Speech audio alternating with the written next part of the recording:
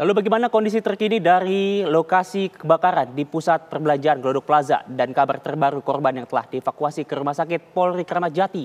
Kita sudah terhubung dengan rekan Rehana Meziah di lokasi kebakaran Glodok Plaza dan Syahda Yostiza di Rumah Sakit Polri Kramat Jati, Jakarta. Selamat malam Rehana, kita ke Anda dulu. Bagaimana kondisi terkini di sana? Apakah semua korban yang tengah dievakuasi sudah berhasil dievakuasi oleh para pemadam kebakaran? Silakan Rehana, laporan Anda. Ya baik, selamat malam Haidar, Fasal dan juga pemirsa. Kalau kita mengingat sedikit di hari kemarin telah terjadi kebakaran di Glodok Plaza di tempat saya mengabarkan, dan bahkan hingga saat ini proses pendinginan juga masih terus dilakukan. Kalau tadi juga kita sempat memantau pemirsa, bahkan hingga malam hari ini di atas saya pemirsa masih ada asap yang keluar dari dalam gedung, karena memang di dalamnya juga walaupun sudah tidak ada api dipastikan. Tadi juga kami sempat berbincang bahkan dengan para petugas pemadam kebakaran, namun juga asap juga masih terus ada pemirsa.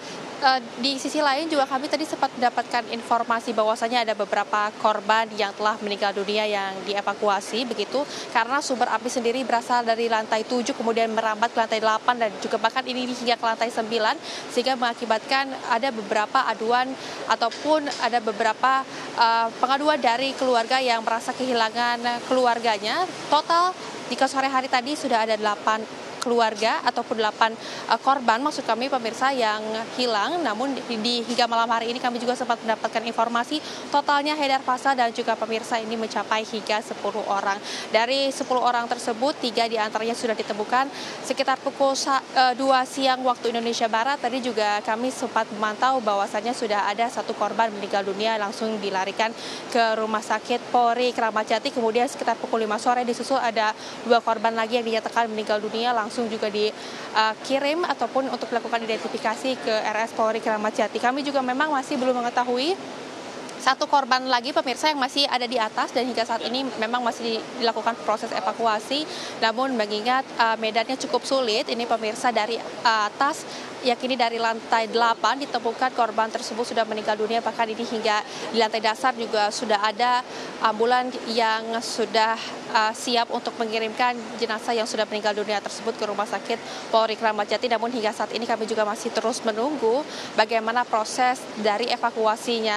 Untuk identitas korban sendiri memang kami juga masih belum mengetahui, karena mengingat kondisi korban ketika ditemukan juga sudah cukup rusak di beberapa bagian. Namun kami juga sempat mendapatkan informasi pemirsa, mungkin bagi Anda juga yang merasa kehilangan keluarganya, ada beberapa nama ataupun identitas yang sudah kami miliki. Di antaranya adalah yang berinisial AA 29 tahun, kemudian ada yang berinisial Z 40 tahun, juga berinisial SA 20 tahun, A 30 tahun, AB 28 tahun, OY 25 tahun, ISB pemirsa 25 tahun, dan KS 21 tahun yang berjenis kelamin perempuan. Sementara itu 1 korban hilang berinisial M dengan usia 45 tahun berjenis kelamin laki-laki, hingga saat ini juga masih belum ditemukan. Kami juga masih belum mengetahui Fasa dan juga pemirsa apakah kemudian 4 korban yang tadi kami sudah sebutkan, yang di antaranya 3 sudah dilarikan ke Rumah Sakit RS Polri Kramat Jati untuk melakukan identifikasi, merupakan korban dari yang hilang ataupun korban dari yang memang hingga malam ini masih terus dilakukan pengaduan kehilangan. Bahkan ini jumlahnya terus bertambah, dari yang tadinya 8 orang bahkan hingga saat ini mencapai 10 orang.